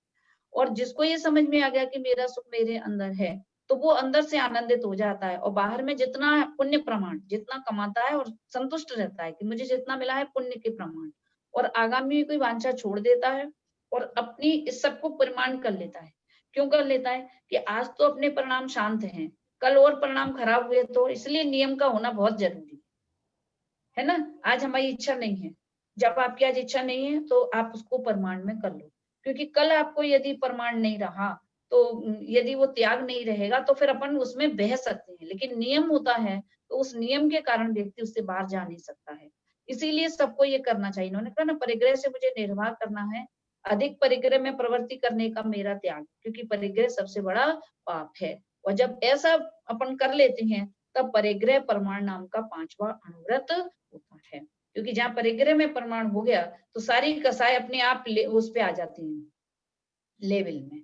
अब ये वाला बिजनेस डाल लो, है ना, और हम अपने जैसे परिग्रह प्रमाण किया हुआ है, और अभी अपन जो बिजनेस कर रहे हैं या जो जॉब कर रहे हैं उसमें अपना उतना कमा रहे हैं कि जो हमारे हिसाब से है, तो अब हमारे विचार दूसरे बिजनेस की तरफ जाएंगे, दूसरे कामों की तरफ जाएंगे? नहीं जाएंगे। वो कहेगा भी इसमें इतना फायदा, ऐसा कर नहीं, नहीं भैया, अपन ने तो परिग्रह प्रमाण किया है और इतना हम जो कमा रहे हैं वो उस हिसाब से चल रहा है, अब हमें और नहीं करना। ये कितनी बड़ी बात है। नहीं तो अभी क्या है, अपने अंदर जरा सा मौका मिलना चाहिए, कोई कह तो दे कि ये बिजनेस डालो, ये कर लो, चाहे जितनी भी उम्र हो जाए। ये देखिए आपने, एक बहुत बड़ा नेचर है ये मनुष्य का है कि नहीं? जितनी भी एज में होंगे और कोई जरा सा बोल दे कि आप ये काम कर लो, इससे आपको ऐसा हो जाएगा, आपको कुछ करना, आप तो ऐसे बैठे रहना, आपको तो साइन करने, आपको तो फलान करने, और बस आप हो जाओ, तुरंत तैयार हो जाती है। क्यों? परिग्रह की वांछा बहुत अंदर में भरी हुई, लोगों के हाथ पैर अशक्त हो जाती हैं, शरीर अशक्त हो जाता है, लेकिन अपने, या तो अपने जब तक हाथ पैर चलते रहेंगे तो अपने करते रहेंगे, और जब अपने नहीं चलेंगे तो दूसरों को प्रेरणा देते रहेंगे कि तुम कम से कम ये कर लो, ये बिजनेस डाल लो, ये कर लो, तुम क्यों नहीं करते हो? यानी अनुमोदना तो उनके द्वारा होती ही रहती है। क्यों? परिग्रह में सुख मान रखा है। सबसे बड़ा जो पाप है वो परिग्रह सबसे बड़ा पाप है, और यही हमारी समझ में नहीं आता, क्योंकि हिंसा, झूठ, चोरी, कुशील तो सबको समझ में आते कि ये पाप है, इसलिए इनका बुद्धिपूर्वक त्याग करने का तो समझ में आता है, लेकिन परिग्रह बहुत बड़ा पाप है, ये समझ में आता नहीं है। इसलिए क्या हमने बता, अब क्या करो कि ज्यादा परिग्रह देखो किसी पर कि बहुत परिग्रह है, इतने करोड़, इतने वो, तो क्या विचार आना चाहिए? बहुत अच्छा, हमारे पास भी होना चाहिए। ऐसा विचार आना चाहिए कि ये सोचना चाहिए, भैया ये कितना भोग पाएगा। वैसे भी आप देखो तो कौन कितना भोग पाता है, बाकी का तो सब केवल जोड़ने में ही चले जाते हैं। सुविधाएं जितनी अपन घर में जुटाते हैं उतनी भोग भी नहीं पाते। वो तो भला हो कोरोना का कि उसने आपको घर में रहने का इतना मौका दे दिया। है कि नहीं? तो आज आप घर की सुविधाओं का लाभ उठा रहे हैं, नहीं तो कहाँ थी आपके पास इतनी फुर्सत कि जो आप घर पे बैठ के घर की चीजों का या उसका भी आनंद ले पाते, अपने परिवार के पास बैठ करके रहने का। नहीं, उसने लेकिन अपने को सिखाया कि घर में सुख है, अब घर वाला सुख ले, बाहर वाला सुख कुछ नहीं, भ्रम है वो। है ना? तो इसलिए कह रहे कि इसलिए तो परिग्रह कमाना चाहिए। सम्यक दृष्टियों पे 6 खंड का राज्य होता है, लेकिन परिग्रह में सुख बुद्धि नहीं होती। और इसीलिए जैसे ही उनको एक बाल दिखा सीधे घर छोड़ के चले गए। अभी अपन को आपको 1 महीने के लिए, हमको किसी को भी 1 महीने के लिए जाना पड़े, कितना टेंशन का काम है ना? व्यवस्था करो, इसको कहाँ सेट करें, इसको कैसे करें, इसको यहाँ रखें, उसको वहां छोड़ें। माने आप देखिए कि वो जब अपन को 1 महीने के लिए भी अपना घर छोड़ना पड़े या कहीं पर अपन जाते हैं तो कितनी व्यवस्थाएं कर करके जाती है ना? भले चले जाएं लेकिन मन यही रखा रहता है। बताओ उसका नाम परिग्रह त्याग होगा क्या? ज्ञानियों को आपने देखा 6 खंड के राज्य, एक बेचारा आया, बाल दिखा और सीधे छोड़ के चले गए। तो कैसे चले जाते? उनको क्यों विचार नहीं आता होगा कि हम चले जाएंगे तो इस राजमहल को और मेरी पत्नियों को और मेरे राजू को कौन देखेगा? क्यों? अंतरंग में ही श्रद्धान, ये वस्तु व्यवस्था का विश्वास कि मैं परिपूर्ण हूँ, सभी द्रव्य परिपूर्ण है और सब अपना काम अपने अपने हिसाब से कर ही रहे हैं। हम चले जाएंगे तब करने लगेंगे, ऐसा नहीं। अभी तो हम कर रहे हैं, जब हम चले जाएंगे तब देखना इनको मालूम पड़ेगी। अपन को क्या लगा है कि अभी तो हम कर रहे हैं, जब हम चले जाएंगे तब इनको मालूम पड़ेगी कि ये घर कैसे हम चला रहे हैं, ये बुद्धि भरी पड़ेगी, है ना? लेकिन उनको क्या है, उनको मालूम है वस्तु व्यवस्था, प्रत्येक द्रव्य अपना कार्य खुद ही कर रहा है। राज भी हम भी नहीं चला रहे थे, राज भी चले ही रहा था। हम तो अपने राग से टिके पड़े थे यहाँ पे, हमें मोह था इसलिए टिके थे हम, मोह और राग से। आज मोह और राग टूट गया, हम चले, राज्य अपने आप भी चलता रहेगा। 1 मिनट उन्हें याद नहीं आती जंगलों में जाके कि हम चले गए हैं तो राज्य का क्या हो रहा होगा। क्यों? वस्तु व्यवस्था का विश्वास कि सारा संसार अपने हिसाब से अपना काम कर रहा है। मुझे किसी को मेरी जरूरत नहीं है और मुझे किसी की जरूरत नहीं है। इतना सेल्फ डिपेंड होना है अपने को, और होंगे आप, चिंता नहीं करना जी। उनकी बात नहीं है, कल आपको ये बात अपनी लगेगी, निश्चित लगेगी, यदि आपका चिंतन इस हिसाब से चलेगा तो, है ना? संसार में हमारे बिना किसी का काम नहीं रुकेगा और हमारा काम भी किसी के बिना नहीं रुकता है। ऐसे ऐसे स्वावलंबी बनना है, सेल्फ डिपेंड होना है पूरी तरह से, और है ही, बस इस एंगल से सोचा नहीं है। इसलिए अपन को लगता है इसके बिना कैसे होगा, उसके बिना। देखो संसार में जब किसी का वियोग हो जाता है तो कितने दुखी अपन हो जाते हैं, इसके बिना कैसे रहेंगे, कैसे रहेंगे। किसी के बिना अपन को रहने की आदत नहीं, लेकिन 8 दिन भी नहीं होते, झट से सेट हो जाते हैं बिल्कुल वैसे ही, है ना? क्यों? आदत छूट गई, थोड़े दिन आदत पड़ी हुई थी, छूट गई। कोई किसी के बिना नहीं रह पाए, ऐसा है ही नहीं। इसलिए श्रद्धान में क्या रखना है कि समस्त परिग्रह, जितनी आपकी जरूरत है उतना परिग्रह आप रखो, और आपको आगे कितनी जरूरत पड़ेगी, जैसे बच्चे हैं तो उनको हिसाब से भी आप रखोगे तो रखो, लेकिन श्रद्धान में ये रखो कि ये परिग्रह में सुख नहीं है। लक्ष्य हमारा परिग्रह नहीं होना चाहिए, सबसे बड़ी बात। शुरुआत में अपना लक्ष्य क्या था? हम 1 करोड़ कमाएंगे, ये करेंगे, ऐसे बंगले बनाएंगे, एक घर वहां ले लेंगे। नहीं, हर किसी का सपना ऐसा ही होता है, जब तक धर्म में नहीं आते तब तक। एक गाड़ी लेंगे, बंगला लेंगे, ठीक है करना चाहिए, लेकिन क्या परिग्रह में सुख बुद्धि जो भरी पड़ी है वो अपने को छोड़ना चाहिए। पूरा ये समझ में आया, है ना? तो अब परिग्रह प्रमाण हमने बोला था कि आप तो 10 प्रकार के परिग्रह लिखो और उसमें इतना लिखो, इतना, और वो डायरी ऐसे रखो कि जो आपके टच में रहे और 2-4 दिन में आप उसे देख पाओ, 8-10 दिन में। जिन्हें लिख के रख के जाने कहाँ रख दी, अब भूल गए, तो ऐसा नहीं। है ना? ऐसी जगह लिखना जो कि मतलब आपको टच में रहे, याद आती रहे कि ये चीज हमने छोड़ी है। में तो ध्यान भी नहीं आ रहा। अभी बड़े पंडित जी का भी तब हम लोगों ने बड़े प्रमाद हो गया। बड़े पंडित जी की एक बुक निकली थी, जीवन पथ प्रदर्शन, पढ़ना आप, वो भी बहुत अच्छी है। उसमें उन्होंने पीछे कुछ पेज दिए थे, उसमें उन्होंने नियम दिलवाए थे, टिक करने थे कि ऐसा करना है, ऐसा करना है, मतलब 1 महीने के लिए, 1 साल के लिए, कि हमेशा के लिए। तो वो त्याग आप करो, वो पूरी उन्होंने लिस्ट बना के दी थी, ढूंढना पड़ेगा, शायद मिल सकती है, देखेंगे यहाँ पे। तो वो चीज बहुत अच्छी थी कि किस चीज, और नहीं आप जैसे कुछ चीजों का त्याग आप कुछ दिनों के लिए करें, कुछ दिनों के, यानी आदत तो डालनी ही पड़ेगी। तो यदि आप परिग्रह प्रमाण आपने कर लिया तो आप बहुत बड़े पापों से बच जाओगे। इसलिए अपने को ये करना चाहिए। आगे लिखिए, आगे पढ़िए। हाँ। परमागम में परिग्रह का लक्षण मूर्छा कहा है। जीव को जो पर पदार्थों में ममता बुद्धि है वही मूर्छा है। पर वस्तु को अपना मान्य रूप जो राग है, उसके कारण आत्मा जीवन मरण, हित अहित, योग्य अयोग्य के विचार में अचेत हो रहा है। मोह की उदीर्णा से पर द्रव्य में जो यह मेरा मेरा ऐसा परिणाम है, वही मूर्छा है। भगवान ने मूर्छा ही को परिग्रह कहा है। इसीलिए जो मूर्छावान है वह परिग्रही है, चाहे उसके पास बाह्य परिग्रह थोड़ा हो या समस्त परिग्रह से रहित ही हो, वही करते हैं। इसके बाद कहते हैं। वही हाँ, देखिए क्या कह रहे हैं कि देखो वही बात आई। परिग्रह का लक्षण क्या है? मूर्छा। ममत्व भाव ही परिग्रह है, बाकी चीजों से कोई परिग्रह नहीं। पर द्रव्यों में जो ममता बुद्धि है, जो अपनेपन की बुद्धि है, वो है। देखिए देखिए, जैसे बैंक में अपने रुपए डाल रखे है ना, डॉलर आपके बैंक में है, आप कहो तो बरसों बीत जाए आप निकालो ही नहीं रहता है ना, कई बार जरूरत ही नहीं पड़ी, जमा कर करके डाल दिए। परिग्रह है कि नहीं आपके? हैं? परिग्रह है कि नहीं? पर भूलते कभी नहीं है। और इसका नाम परिग्रह है। मेरे इतने रुपए हैं, बस मेरे इतने डॉलर हैं, ये जो परिणाम चलता है ना अंदर में, इसका नाम परिग्रह है। अंतरंग में एक है ना कि हमें कम मत समझो। जैसे कोई व्यक्ति किसी का पैसा बैंक में हो और किसी को पता नहीं हो, तो लोग उसे समझ रहे हैं कि इसके पास कुछ नहीं है, लेकिन उसके पास उस पैसे की वो रहती है, मेरा है इतना, तो कहाँ चल रहा है? अंदर में। वो परिग्रह है। बात समझ में आई? कोई चीजें दिखे उसी का नाम परिग्रह नहीं है।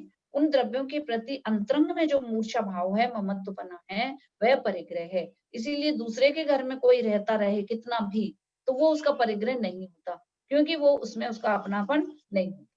भोगता तो वो कितना कुछ है, लेकिन परिग्रह नहीं है। और अपने घर में अपनापन करके जो भोगा जाता है, वह सब परिग्रह कहा जाता है। इसमें कह रहे ना, पर द्रव्यों को अपन अपना माने बैठे हैं। जहां हम एक चीज को अपना माने, पूरे विश्व को अपना माने बैठे है ना। जो जो ये कह रहे हैं कि पहले तो आत्मा को अपना मानो और पर द्रव्यों को बिल्कुल भिन्न जानो श्रद्धा में। तब आपका देखो, यदि किसी ने ये माना आत्मा है वही मैं हूँ, पैर से लेकर सर तक जो आत्मा है, उसके जो अनंत गुण हैं, वही मेरा वैभव है, वही मैं हूँ, वही मेरा है, इसके तक एक अन्य परमाणु मात्र भी मेरा नहीं है। कैसा श्रद्धा करो। अब बताओ, निष्परिग्रह हुआ कि नहीं हुआ? कितना बड़ा परिग्रह का त्याग है उसके अंदर में। देह को भी अपना नहीं कह रहा, जहां देह अपनी नहीं तहां ना अपना कोई, ये तो कहने की बात है। श्रद्धान में जिसने अपने को आत्मा जाना है, उसने केवल आत्मा को ही अपना माना है, इसके अतिरिक्त एक परमाणु मात्र भी मेरा नहीं है, ऐसा उसका श्रद्धान है। इसलिए वो निष्परिग्रही है। अब बाहर में चाहे जितनी चीजें वो रख ले, पुण्य प्रमाण जितना भी जो कुछ रखा है उसके पास जो है, लेकिन वो उसका परिग्रह नहीं है, क्योंकि श्रद्धान में वो ये समझा है। और मिथ्या दृष्टि ने क्या मान रखा है? जे चीज हमारी है, जे चीज हमारी है, जे चीज हमारे, कितनी तो चीजों को अपने पास रख लिया है और कह रहा है ये हमारी है, ये तुम्हारी है। द्रव्य दृष्टि से तुम जीव हो कि पुद्गल हो? है ना, अपन तो जीव है, तो पुद्गल को हम इकट्ठा कहाँ कर सकते हैं? पुद्गल तो आके रह रहे हैं, जबरदस्ती का घर आपने अपना मान रखा है। तुम कह रहे घर को अपन ने अपना मान लिया है। घर के परमाणु हंसते हैं कि देखो, पहले एक लोग रहते थे, वे अपना मानते थे, वे चले गए बेचारे, अब जे आ गए अपना मानने वाले। हम किसी के हुए हैं क्या? हम किसी के हो सकते हैं क्या? हम तो कभी किसी के हुए ही नहीं, जे अपने आप ही अपना मान मान के प्रसन्न हो रहे, और फिर आता है तो फिर ही छोड़ के चले जाते हैं, है ना। पुद्गल कभी किसी का हो सकता है? हम ही जबरदस्ती के कह रहे कि ये, वो कह रहे ना, एक तरफा प्रेम चल रहा है ये तो, कि है ना, जैसे अपन ने चेन है गले में पहनी हुई है, तो उससे कितना प्रेम है। वो चेन है, वो चेन नहीं है, वास्तव में ही हमारा चेन है, कि यदि वो चेन छूटे खो जाए तो हम हो जाए बेचैन। हो जाए कि नहीं? अरे मेरी चेन थी, कैसे हो गई, तो बेचैन हो जाए। और चेन को जरा भी दुख होता है क्या? पड़ी मजे से रास्ते में गिर गई हो तो वो पड़ी रहती है, और चाहे कोई ले जाए उसे कोई फर्क नहीं पड़ रहा, उसको बिल्कुल आपकी याद आने वाली नहीं। तो ये पुद्गल के प्रति जीव का एक तरफा प्रेम चला चला जा रहा है। जबकि लौकिक में ऐसा होता है कि कोई सामने वाला यदि उस प्रेम को, हमारे प्रेम का जवाब प्रेम से न दे, तो ज्यादा दिन टिकता नहीं है वो, फिर भूल ही जाते हैं उसको, है ना। कि भाई हम तो इतने व्यवहार कैसे चलते हैं, भैया हम आपके यहाँ आए, आप हमारे यहाँ आए, अब हम ही हम करते रहेंगे, तो ऐसे थोड़ी ना है। तो संसार में तो कभी ऐसा चलता नहीं है। लेकिन यहाँ पे जीव ने जबरदस्ती का एक तरफा कर रखा। पुद्गल कभी जीव का ना हुआ है, ना उसने कभी कहा है कि मैं तुम्हारा, पर जीव ने अपना सर्वस्व समर्पित कर रखा है पुद्गल को, और अपनी तरफ उसे देखने की भी फुर्सत नहीं है। इसलिए कह रहे हैं कि बहुत समझने जैसी बात है। जीव को ये समझना पड़ेगा कि ये पुद्गलों में कोई सुख नाम का गुण नहीं है। इतना स्वाध्यायपन कर रहे हैं, उसमें कह रहे हैं ना कि जीव दुखी क्यों है। सुख नाम का गुण 6 द्रव्यों में किसके पास है? विचार करना चाहिए। देखो पढ़ाई तो जो है सो तो है ही। सुख नाम का गुण 6 द्रव्यों में किसके पास है? जीव के। है ना, जीव के ही पास है ना। तो सुखी होने के लिए क्या करना चाहिए? जीव को जीव के पास आना चाहिए। आत्मा में सुख है तो आत्मा में देखो तो मिलेगा। लेकिन हम आत्मा में ही सुख नहीं देखते, बाकी और सब जगह सुख देख लेते हैं। ये हमारी भी कोई एक अलग तरह की बात है ना। तो वो कह रहे हैं ना, जैसे पुद्गल ने आत्मा से कहा कि तुम तो कितने सिद्ध समान हो, तुम्हारी तो कितनी शक्तियां हैं, फिर भी तुम इतने दुखी आकुलित से क्यों रहते हो, और सब दिन तुम अपने तरफ नहीं देख करके मतलब इतना सामान जुटाने में लगे रहते हो, जबकि सारा सुख तो तुम्हारे ही पास है, किसी और के पास नहीं है, फिर भी तुम इतने दुखी क्यों? तो उसने क्या बोला कि दिल हमने किससे लगा रखा है? पुद्गल से। बस इसीलिए वो पुद्गल की तरफ देखता रहता है। उसको ये अंतरंग, ये मिथ्यात्व समझ में आए। अपने अंदर ये श्रद्धान बैठ गया है कि पुद्गल में ही सुख है। सबसे बड़ी बुद्धि, विपरीत बुद्धि यहीं से शुरू हुई। बार बार अपने को विश्वास दिलाना, ये चिंतन मनन करने जो हम आपको बोल रहे हैं ना, तो उसमें क्या विश्वास दिलाना कि मैं जीव हूँ, मेरे में अनंत गुण है, मेरे में सुख नाम का एक गुण है, और उस सुख गुण के अनुभवन से ही मैं सुखी हो सकता हूँ। बाकी संसार के किसी भी द्रव्य में मुझे सुखी करने की ताकत नहीं है। कोई भी द्रव्य मुझे सुखी नहीं करता है। और वास्तव में संसार की चीजों से भी जो हम सुखी होते हैं, वो अपने ही सुख गुण का अनुभव करके होती है। ये चीज आगे आएगी। चलिए आगे थोड़ा सा और एक पैराग्राफ पढ़ लें, टाइम है ना। हाँ। बाह्य परिग्रह रहित तो दरिद्री मनुष्य स्वभाव से ही होते हैं, परंतु अंतरंग ममता छोड़ने में कोई भी समर्थ नहीं है। अतः मूर्छा ही परिग्रह है, ऐसा ही देखते भी हैं। हजारों लाखों मनुष्य ऐसे हैं जिन्हें जन्म लेने के बाद पीतल, तांबा, कांसा का बर्तन मिला ही नहीं है, जिन्होंने जन्म से लेकर आज तक घी खाया ही नहीं, लड्डू आदि खाए ही नहीं, पाग, अंगरखी, जामा कभी पहना ही नहीं, स्त्री से विवाह हुआ ही नहीं, कभी पेट भर भोजन मिला ही नहीं, वर्ण आदि देखा ही नहीं, समस्त जीवन में 2-4 दिन के खाने योग्य अन्न भी संग्रह हुआ नहीं, सोने चांदी के तो दर्शन भी हुए नहीं, पैसा रुपया एक भी जिनको कभी प्राप्त हुआ नहीं, रहने को कुटी मात्र भी जिनकी अपनी हुई नहीं, ऐसे अनेक मनुष्य हैं। इसलिए मूर्छा ही वास्तव में परिग्रह है। देखो ये क्या कह रहे हैं कि यदि बाहर की चीजों को हम परिग्रह माने, तो संसार में ऐसे कितने लोग हैं जिनके पास कुछ भी परिग्रह नहीं है, जिन्होंने ना कपड़े कभी देखे नहीं, जिनके यहाँ सोना चांदी है नहीं, तो फिर क्या उन्हें निष्परिग्रही मान लिया जाए? जैसे कोई भिखारी है जिसके पास कुछ भी नहीं है, तो क्या वो निष्परिग्रही है? निष्परिग्रही अपन उसे मान सकते हैं? नहीं मान सकते। क्यों? कि मूर्छा ही परिग्रह। अंतरंग में तो इतना ममत्व भाव भरा पड़ा है कि पता नहीं वो क्या क्या चीजें ले ले। बाहर में नहीं है वो अलग बात है, लेकिन अंतरंग में तो उसको भावना काय की है कि पूरे संसार को लेने की भावना है। इसलिए मूर्छा ही परिग्रह है। सब द्रव्यों में मत भाव लगा पड़ा है, मिला नहीं है वो अलग बात है, इसलिए उसे निष्परिग्रही नहीं कह सकते। निष्परिग्रही कहाँ से होते हैं? अंदर से। अब वो वहां प्रश्न किया, जब ये बात है तो आगे प्रश्न किया, क्या पढ़िए। यदि मूर्छा ही परिग्रह, तो बाह्य धन, धान्य, वस्त्र आदि बाह्य वस्तु के संग्रह को परिग्रह पना नहीं रहा। देखो तो कितनी अच्छी बात बोली। अब आप कह रहे हैं कि अंतरंग में जो मूर्छा होती है वही परिग्रह है, तो फिर बाहर में जो धन धान्य है, तो फिर उनको परिग्रह क्यों कह रहे हो? है ना। तो फिर बाहर के संयोगों को तो फिर परिग्रह नहीं कह सकते, तो उसको उत्तर देते हैं क्या? ये बाह्य परिग्रह अंतरंग परिग्रह के निमित्त हैं।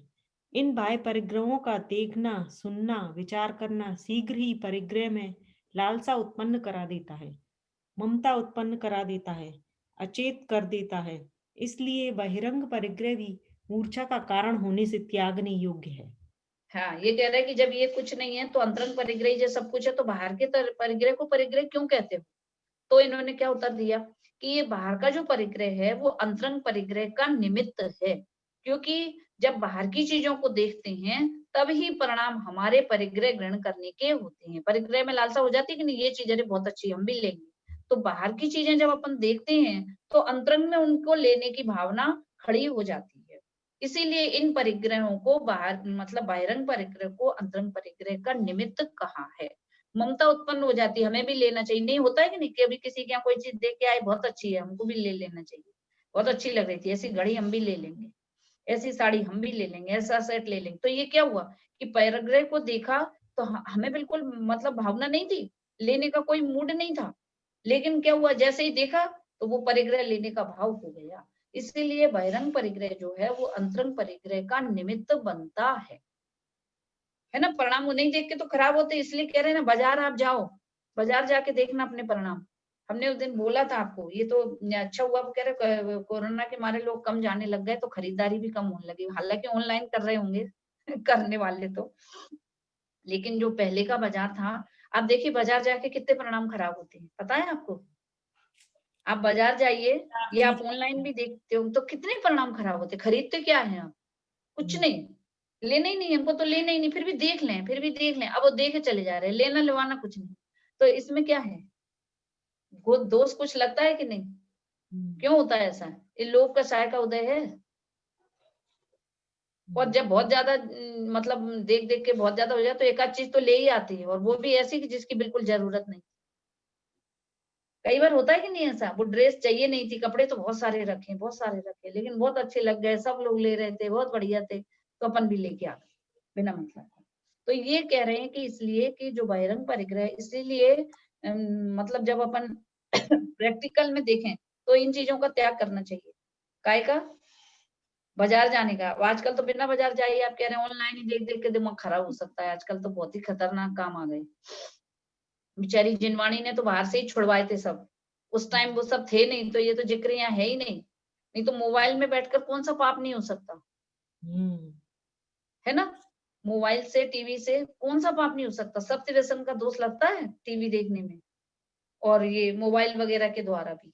वो कहीं गए नहीं है और पाप सातों हो रहे हैं, सब सत्य व्यसन के दोष लग रहे हैं सबके, है ना। इसलिए जब आप नियम करो तो ये भी नियम करो कि जिनमें ज्यादा जो कुछ भी ऐसा दिखाया जाएगा हम वो नहीं देखेंगे, उनका त्याग करो सबसे पहली बात।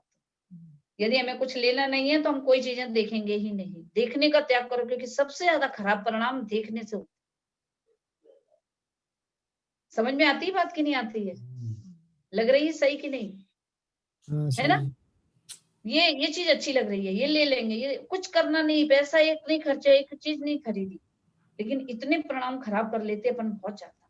इसलिए जो ये चीजें हैं तो अपन इनका भी त्याग करो कि जीवन में, जैसे जब अपने व्रत करते हैं ना, जब अपन या कुछ कुछ दिन ऐसे रखो कि हम ये खोलेंगे ही नहीं, ये वाली साइड जिसमें ये सब चीजें होती है, जिससे अपने परिणाम ऐसे होते हैं, तो हम वहां उधर देखेंगे ही नहीं। ये भी आपके परिग्रह प्रमाण में आना चाहिए। वो जिनवाणी के टाइम ऐसे थे नहीं, तो उनने तो केवल बाहर बाहर वाले ही बता दिए, लेकिन अपने को ये परिणाम भी देखना चाहिए। एक पैराग्राफ और पढ़ लो, भी टाइम है तो। हाँ 2 मिनट। अंतरंग बहिरंग दोनों प्रकार के परिग्रह को ग्रहण करने में भगवान ने हिंसा कही है। दोनों प्रकार के परिग्रह का त्याग ही अहिंसा है, ऐसा परमागम के जानने वाले कहते हैं। मिथ्यात्व, कसाय आदि अंतरंग परिग्रह तो हिंसा के ही दूसरे पर्यायवाची नाम है। बाह्य परिग्रह में मूर्छा होना वह भी हिंसा ही है। ये कृष्ण आदि लेस्या के अशुभ परिणाम भी परिग्रह में राग से ही होते हैं, क्योंकि परिणामों में शुद्धता मंद कसाय द्वारा होती है तथा वह कसाय की मंदता परिग्रह के अभाव से होती है। बहुत हाँ, आगे। बड़ा आरंभ भी परिग्रह की अधिकता से ही होता है। ऐसा जानकर यदि समस्त परिग्रह छोड़ने का राग नहीं घटाए तो परिग्रह में अपनी आवश्यकता अनुसार परिमाण करके तो अवश्य रहना चाहिए। यदि अपने पास आज परिग्रह तो थोड़ा है तथा वांछा अधिक परिग्रह की हो रही है, तो इस वांछा करने से परिग्रह प्राप्त नहीं हो जाएगा। वांछा करने से तो और भी अधिक पाप कर्म का ही बंध होगा। परिग्रह का लाभ तो अंतराय कर्म का क्षयोपशम होने पर होगा। इसलिए पाप बंध का कारण परिग्रह की ममता छोड़कर जितना प्राप्त हुआ उतने में ही संतोष धारण करके रहना चाहिए। ये कह रहे, देखो कह रहे ना, दोनों प्रकार के परिग्रह को भगवान ने हिंसा में कहा है, भगवान ने हिंसा कही है दोनों को ग्रहण करने में।